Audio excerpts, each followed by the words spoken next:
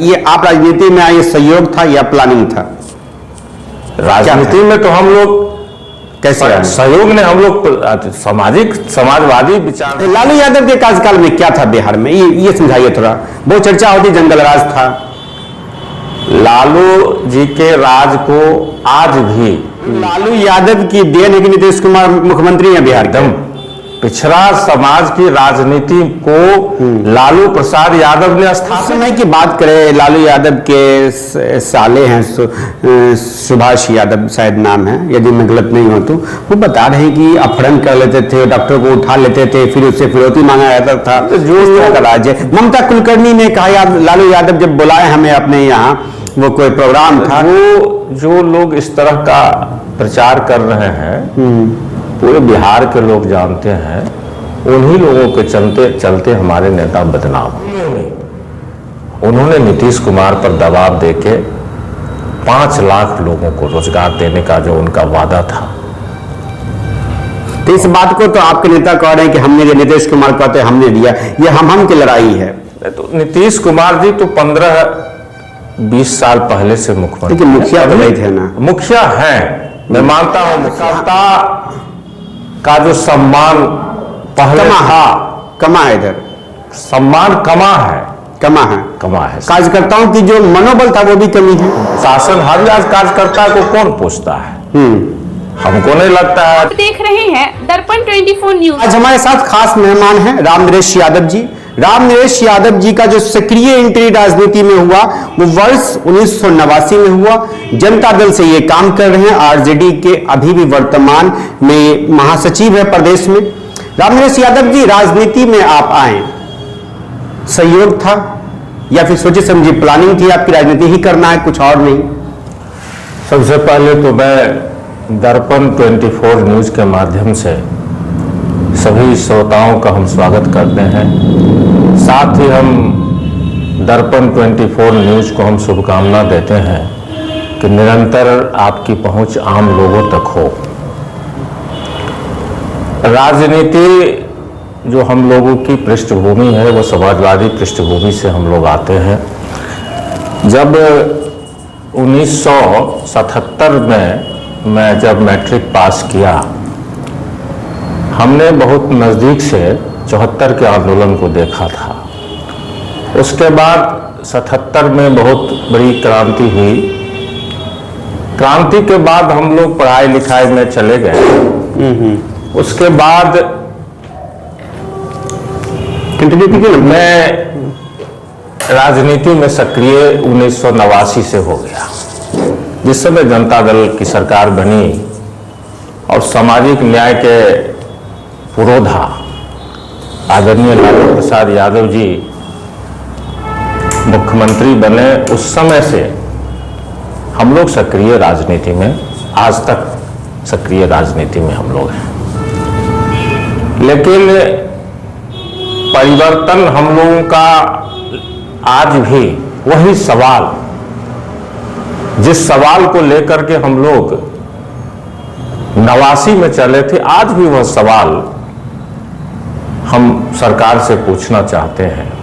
क्या आजादी के बाद जो सपना भारतीय संविधान के शिल्पकार डॉक्टर भीमराव अंबेडकर ने देखा था, क्या आजादी के 79-80 वर्ष के बाद भी हम वहां तक पहुंच पाए हैं? आज सवाल वहीं का वहीं खड़ा है।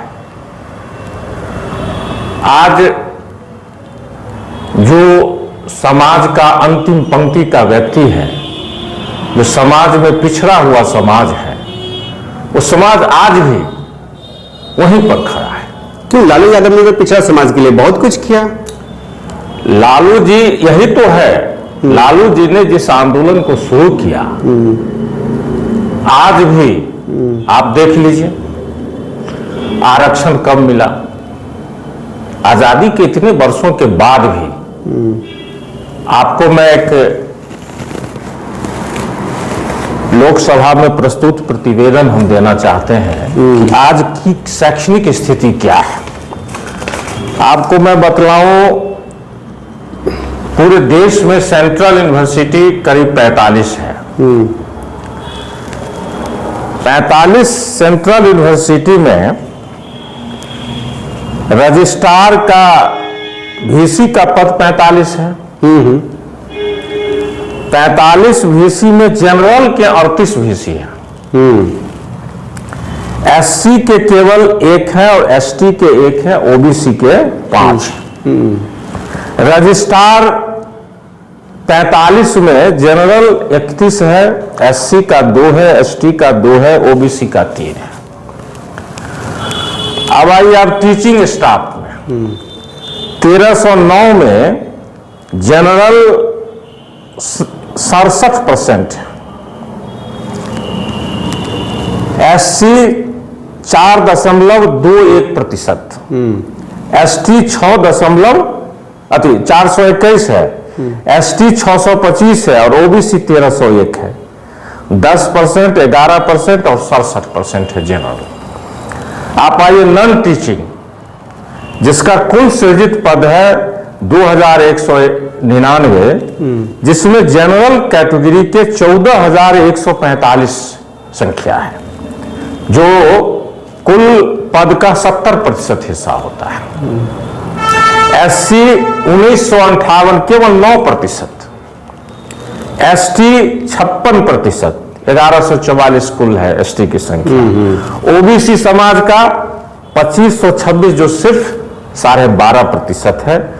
प्रोफेसर के कुल पद 1341 है, जिसमें जनरल के लोग 85% है और संख्या उनकी है 1146।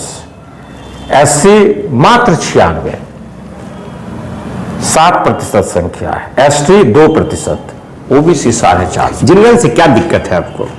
वो लोग पढ़े हैं, शिक्षा रेट अधिक है तो जाएंगे। संविधान में प्रावधान डॉक्टर भीमराव अंबेडकर के द्वारा किया गया, जो सामाजिक रूप से और शैक्षिक रूप से जो पिछड़ा हुआ समाज है, उसको मुख्य धारा में लाने के लिए आरक्षण की व्यवस्था। उसकी बेसिक रिक्वायरमेंट जो एजुकेशन होती है वो भी तो होना चाहिए। नहीं, सारा रिक्वायरमेंट फुलफिल हो रहा है। संविधान में आपको मालूम होना चाहिए, जो पिछड़ा समाज के आरक्षण के लिए सबसे पहला आयोग काका कालेलकर आयोग का गठन हुआ। उसके बाद मुंगेरी लाल आयोग का गठन हुआ। उसके बाद बीपी मंडल साहब के नेतृत्व में मंडल कमीशन का गठन किया गया। मंडल कमीशन के प्रतिवेदन के लगभग 20 वर्ष के बाद जब बीपी सिंह प्रधानमंत्री इस देश के बनते हैं, तब जो हमारे नेता आदरणीय लालू प्रसाद यादव थे, शरद यादव जी लोकसभा में मौजूद थे, मुलायम सिंह यादव थे, रामविलास पासवान थी और नेतृत्व था बीपी सिंह का। उस समय मंडल आयोग को लागू किया गया, लेकिन 89 में लागू होने के बाद लगभग 2007 में शैक्षणिक संस्थाओं में आरक्षण मिला। मतलब 89 में लागू हुआ, 7 में मिलता है। यही समझने की बात है। तो नीतीश जी के राज्य में मिला? नहीं, केंद्र सरकार के द्वारा तीन फेज में 27% दिया गया। 2007 में 9%, 2008 में 9% और 2009 में 9%। तो केंद्रीय शिक्षण संस्थाओं में आरक्षण 2007 से मिला है और आज कितना है वर्ष है? देख रहे हैं 25 में मात्र 18 वर्ष से आरक्षण मिल रहा है। मेरे सवाल का जवाब है, ये आप राजनीति में आए सहयोग था या प्लानिंग था? राजनीति में तो हम लोग कैसे सहयोग ने, हम लोग समाजवादी विचारधारा और मानसिकता मेरी है। हम लोग इसलिए जुड़े, जो समाज में समता मूलक समाज की स्थापना के लिए सामाजिक न्याय की अवधारणा को जमीन पर उतारने के लिए जो हमारे नेता आदरणीय लालू प्रसाद यादव थे, उनके नेतृत्व में हम लोग राजनीति में आए। क्या था, स्टूडेंट लाइफ में आए या फिर क्या था वो समय? स्टूडेंट लाइफ के बाद, स्टूडेंट लाइफ के बाद आप लोग आए। हम एमए करने के बाद राजनीति में पूर्ण रूप से हम आ गए। एमए किस विषय से किए थे आप? मैं हिंदी से एमए किए। अच्छा, राजनीति में आए तो उस समय जनता दल था, उसके बाद आरजेडी का दामन आपने थामा। क्या लगा लालू यादव में, क्या लालू जी का मूल्यांकन आप एक मुख्यमंत्री के हैसियत से नहीं कर सकते। लालू जी ने समाज में वो परिवर्तन किया, उनके व्यक्तित्व का निर्धारण और उनके करिश्माई जो उनका काम था, तो समाज का अंतिम पंक्ति का व्यक्ति था जो कभी आगे नहीं आया, जो कभी प्रखंड मुख्यालय में नहीं गया, जो कभी किसी पदाधिकारी के नजदीक खड़ा नहीं हुआ। लालू प्रसाद यादव ने उस समाज को आत्मबल दिया। तुम खड़े हो और पदाधिकारी से आंख में आंख डाल के बात करो। लालू यादव ने जो सम्मान गरीब पिछड़ा समाज को दिया है और मुख्य धारा में सड़क पर लाके खड़ा किया, आज उसी का परिणाम है। अगर लालू प्रसाद यादव बिहार में पिछड़ा की राजनीति के बरगद नहीं बनते तो यह कहने में कोई अतिशयोक्ति नहीं है कि नीतीश जी भी बिहार के मुख्यमंत्री नहीं बनते। तो लालू यादव की देन है कि नीतीश कुमार मुख्यमंत्री है बिहार के। पिछड़ा समाज की राजनीति को लालू प्रसाद यादव ने स्थापित किया बिहार में। लालू यादव से पहले पिछड़ा समाज का नेतृत्व तो सबल नेतृत्व था नहीं। आप देख लीजिए लालू के कार्यकाल से पहले जो बिहार की स्थिति थी। लालू यादव के कार्यकाल में क्या था बिहार में, ये समझाइए थोड़ा। बहुत चर्चा होती, जंगल राज था। लालू जी के राज को आज भी, उस समय की बात छोड़िए, आज भी लोगों को डरा रहे हैं कि लालू जी का राज जंगल राज था। हमने कहा जो लालू का राज जंगल राज नहीं था। लालू के राज को जंगल राज इसीलिए कहा जाता है कि जो समाज का दलित पिछड़ा समाज के लोग थे वो मुख्य धारा में आए और सड़क पर आए और सीना ठोक कर अपने अधिकार की लड़ाई लड़े और पूरे अधिकार की लड़ाई के लिए सबल रूप से सामने आए, इसीलिए उसको जंगल राज कहा जा रहा है। अगर पिछड़ा समाज सोया हुआ रहता तो उसको जंगल राज नहीं कहता। लालू यादव ने जगाया। जब पिछड़ा समाज जगता है तब आप उसको जंगल राज की उपाधि देते हैं और आज तक आप दे रहे हैं। यह आपकी सही मानसिकता नहीं।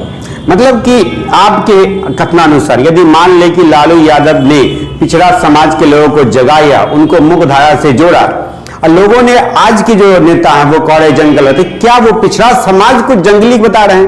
एकदम वही तो मैं कह रहा हूं कि पिछड़ा जब सड़क पर आता है, अपने अधिकार की लड़ाई लड़ता है तो आप जंगल कहते हैं।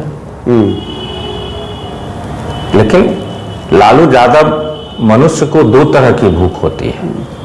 एक भूख रोटी से, जो पेट की भूख होती है वो रोटी से शांत होती है। दूसरा भूख सम्मान की भूख है, जो व्यक्ति को सम्मान देने से उस भूख की तृप्ति होती है। लालू प्रसाद यादव ने लोगों को सम्मान दिया। सम्मान की भूख की तृप्ति करने वाला कोई और नेता नहीं। अच्छा, उस समय की बात करें, लालू यादव के साले हैं सुभाष यादव शायद नाम है, यदि मैं गलत नहीं हूं तो, वो बता रहे हैं कि अपहरण कर लेते थे, डॉक्टर को उठा लेते थे, फिर उससे फिरौती मांगा जाता था। तो जो का राज है। ममता कुलकर्णी ने कहा लालू यादव जब बुलाए हमें अपने यहाँ, वो कोई प्रोग्राम था। वो जो लोग इस तरह का प्रचार कर रहे हैं पूरे बिहार के लोग जानते हैं। उन्हीं लोगों के चलते हमारे नेता बदनाम हुए और वो अपनी कमजोरी को, अपने व्यक्तित्व को दूसरे पर थोप रहे हैं। तो यह उनका जो बयान है यह सूरज पर थूक फेंकने जैसा है। सुभाष यादव का बयान। ये बताइए, उस समय में जब आरजेडी की सरकार हुआ करती थी बिहार में, चाहे लालू जी हो चाहे राबड़ी देवी जी हो, उस समय में कार्यकर्ता और आज के कार्यकर्ता में क्या अंतर दिखता है? कार्यकर्ता उस समय भी पूरे मनोयोग से पार्टी में लगे रहते थे। और उस समय जो राजनीति का तौर तरीका था, उस समय काफी लोग, क्या कहिएगा उसको, जो लोग समझते थे जो हम समाज में कुछ करने जा रहे हैं, निस्वार्थ भाव से पार्टी का काम उस समय कार्यकर्ता को लगता था। जो अगर कहीं कोई चुनाव है, कोई प्रोग्राम है, तो लोगों को लगता था ये मेरा प्रोग्राम है, मैं खुद चुनाव लड़ रहा हूं। अच्छा। धीरे धीरे एक ही दल में नहीं, हर दल में कार्यकर्ताओं की स्थिति जो पहले की मानसिकता थी और आज की मानसिकता में क्षरण हुआ है। आरजेडी में क्या क्षरण हुआ है? आरजेडी का समझना चाह रहे हैं। आरजेडी में किसी एक दल के बारे में विशेष रूप से आपको नहीं बताऊंगा। आप आरजेडी से जुड़े हुए हैं ना, अब बांट रहे होंगे। सब दल की एक ही स्थिति है। तो कार्यकर्ता का जो सम्मान पहले था, कमा है, इधर सम्मान कमा है। कार्यकर्ताओं की जो मनोबल था वो भी कमी है। शासन हर आज कार्यकर्ता को कौन पूछता है? हमको नहीं लगता है जो कोई कार्यकर्ता, चाहे पार्टी का कितना भी बड़ा से बड़ा पदाधिकारी, किसी पदाधिकारी के नजर को खड़ा भी होता है। तो लालू यादव के कार्यकाल में तो एक साधारण कार्यकर्ता भी पदाधिकारी से पूरे गरीब का काम करवाता था, और पूरे मुस्तैदी से प्रशासन की हिम्मत नहीं थी तो किसी भी कार्यकर्ता की बात की वो अनदेखी करते। जो जन कल्याण की बात होती थी, जिससे जनता का कल्याण होने वाला था, जो जन सरोकार से जुड़ा हुआ मुद्दा था, उस मुद्दा पर कोई पदाधिकारी उसकी बात को अलग करते। आज तो पूरे बिहार में मैं समझता हूँ जो ब्यूरोक्रेसी है, राजतंत्र है, लूट और अपहरण, हत्या, दरभंगा जिला में भी कई घटना विगत दिनों हुई है, आप जानते हैं। कल रात्रि की बात है, दो जगह गोलीबारी हुई है, दो लोगों की मृत्यु हुई है, घायल है। नाबालिग से भी बलात्कार, कुशेश्वर में भी हुआ, यहाँ भी हुआ। तो ये सब चीज है। लगातार लोग इस सरकार से भी परेशान हैं, लेकिन आज सवाल मेरा सरकार से वही का वही है। मैं विषयांतर उत्तर नहीं मिला आपको अभी तक, उत्तर आज तक नहीं मिला।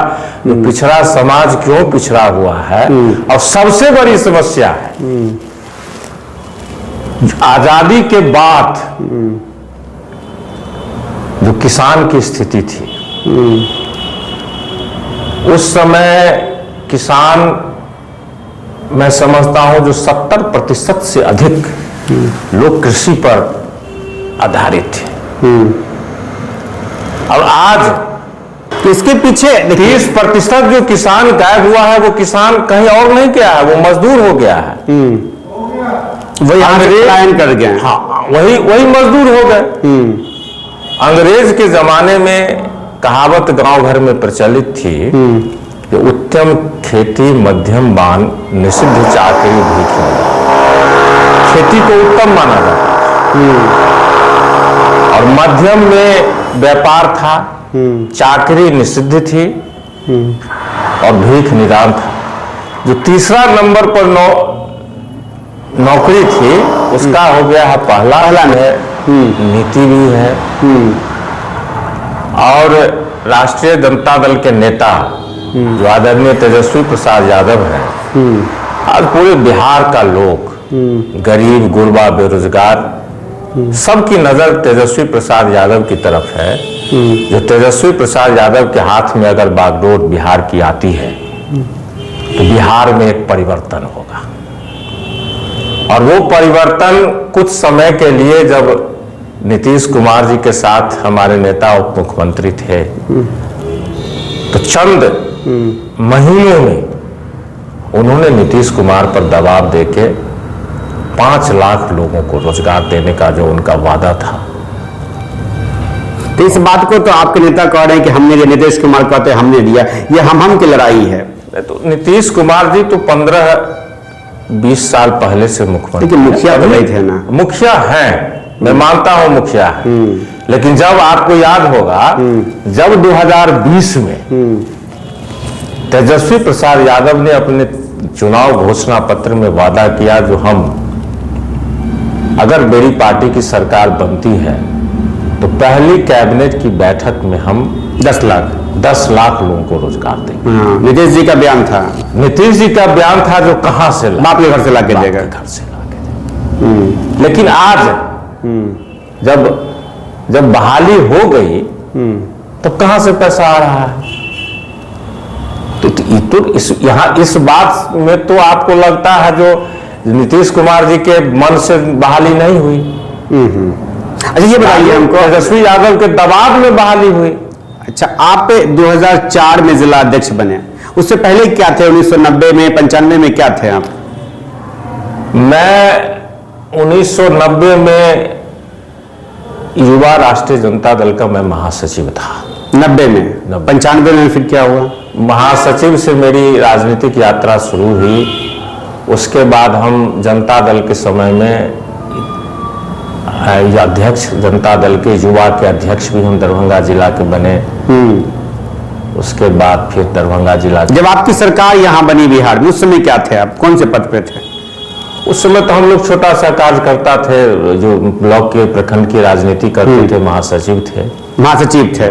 अच्छा राम नरेश जी, आपने लालू जी के आरजेडी को देखा, आप तेजस्वी यादव के आरजेडी को देख रहे हैं पिछले लगभग 10 साल से अप्रोक्स। 20 में वो खुद अकेले प्रचार किए थे, अच्छा सबसे बड़ी पार्टी बन के उभरे तेजस्वी यादव। अब क्या अंतर है दोनों में? क्या अंतर दिख रहा है लालू यादव तेजस्वी यादव के आरजेडी में? अंतर तो कोई अंतर, खास अंतर नहीं है, चूंकि जिस मूल्यों पर आधारित राजनीति को लालू प्रसाद यादव ने शुरू किया, हमारे नेता उन्हीं मूल्यों और सिद्धांतों को आगे बढ़ा रहे हैं। तो अंतर तो मैं समझता हूं जो कोई खास नहीं अंतर है, वही राजनीति आज भी है, उसी पर लोग अडिग हैं। जो सामाजिक न्याय और धर्मनिरपेक्षता का जो सिद्धांत है, जो राष्ट्रीय जनता दल का मूल वैल्यू है, जो उसका, उसी पर आज भी कायम है। और हमारे नेता ने, तेजस्वी प्रसाद यादव ने उसको आगे बढ़ाया है निश्चित रूप से। और एक राजनीति में जो एक पीढ़ी दर पीढ़ी जो राजनीति का जो ट्रांसफॉर्मेशन होता है, तब लालू जी